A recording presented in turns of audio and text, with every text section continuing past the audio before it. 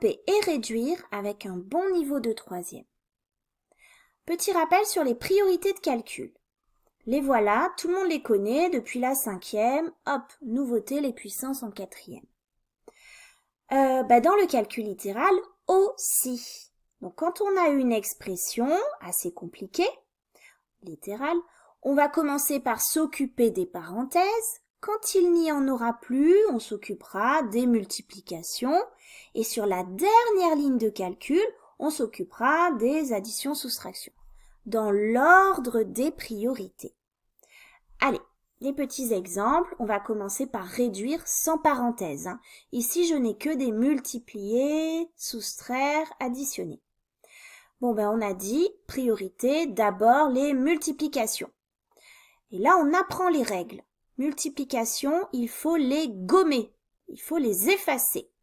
Et il faut toujours mettre le coefficient devant la lettre. Alors ici, je gomme le multiplié, il me reste 2x. Ce moins 1, je le garde, puisqu'ici, je ne m'occupe que des multiplications sur cette ligne. Ensuite, j'ai un plus, je le garde. X fois 3, je vais gommer, je vais mettre le coefficient devant la lettre. Ça veut dire les chiffres à gauche et les lettres à droite. Donc 3x. Moins 2 fois, alors le fois, je vais l'enlever. X fois x au carré, ça s'écrit x au cube. Donc moins 2x au cube. Sur cette ligne, il n'y a plus de multiplication. Donc maintenant, on s'occupe des additions-soustractions. Et là, on connaît la règle. Il faut les regrouper par nature de terme. Alors ici, par exemple, je regarde, ça se termine en x. Donc ça, c'est un terme en x. Ici, c'est une constante. Encore un terme en x, donc je dois le regrouper, tiens, avec celui-là. 2x plus 3x, ça fait 5x. Et puis ce terme en x au cube, il est tout seul, je le remets, ma constante toute seule. Voilà, là j'ai terminé. Puisque ces termes ne sont pas de même nature, je ne peux plus rien faire. Oui, mais ça, c'est pas niveau troisième. En troisième, attention, on aura des parenthèses. Allez, la méthode.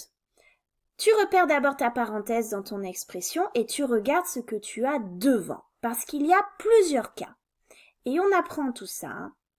Donc, si devant la parenthèse, on voit un plus, on se contente d'effacer ce plus parenthèse.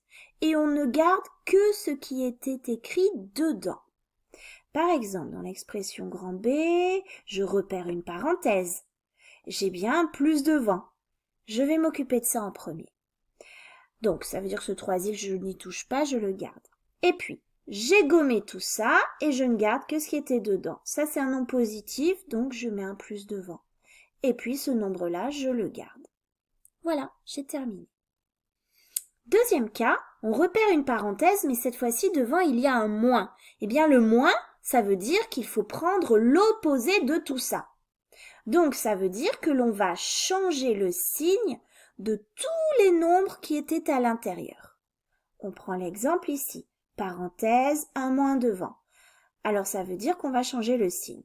Donc, mon 3x est toujours là, je n'y touche pas. Et puis, moins 2x au carré, je change son signe, ça devient plus 2x au carré. Plus 1, je change le signe, ça devient moins 1. D'accord? Donc, je n'ai pas réécrit ce moins parenthèse, je dois les effacer, mais je sais qu'on les efface en changeant le signe de ce qui est à l'intérieur. Allez, encore un cas, on voit une parenthèse et tiens, là devant, il y a directement un nombre. Oui, mais quelle opération serait sous-entendue là? Un multiplié, bien sûr. Donc, on a vu le plus, on a vu le moins. Ici, il y aurait un fois. Eh bien, une multiplication, c'est bien un produit, donc on doit développer tout ça. Ça veut dire qu'on va distribuer la multiplication en faisant des flèches, 2 flèches en haut. Je vous laisse regarder la correction. Donc, d'abord, en développant, on efface ces parenthèses. Donc, ici, je n'ai plus de parenthèses. Et puis, ensuite, sur la ligne en dessous, je vais effacer les multipliés. Et puis, sur la ligne encore en dessous, si je peux regrouper, je regroupe. Bon, là, on ne peut pas. On continue les cas. toujours ma parenthèse, toujours un multiplié qui est sous-entendu, mais cette fois-ci, j'ai une autre parenthèse devant. Là, c'est la double distributivité, il y a une autre vidéo là-dessus. On sait qu'on doit faire 2 flèches en haut, 2 flèches en bas. Ça nous enlève les parenthèses. Ensuite, sur une autre ligne, on enlève les multiplications. Et enfin, sur une dernière ligne, on regroupe, c'est-à-dire qu'on s'occupe des additions-soustractions. Et ensuite, c'est terminé. Est-ce qu'il y a d'autres cas avec des parenthèses? Oui, par exemple, il y a des nombres entre parenthèses, le tout élevé au carré. Ça, on peut soit le retrouver avec la double distributivité, soit on connaît des identités remarquables pour aller plus vite. Donc en tout cas, la première chose, c'est repérer cette parenthèse et voir dans quel cas on est. Est-ce qu'il y a un plus devant? Est-ce qu'il y a un moins?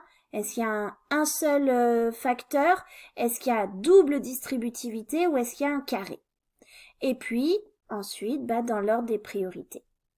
Et attention, ce sont ces cas-là, dès qu'il y a une multiplication devant la parenthèse, c'est ça qui demande de développer l'expression. Faut de l'entraînement encore pour ça.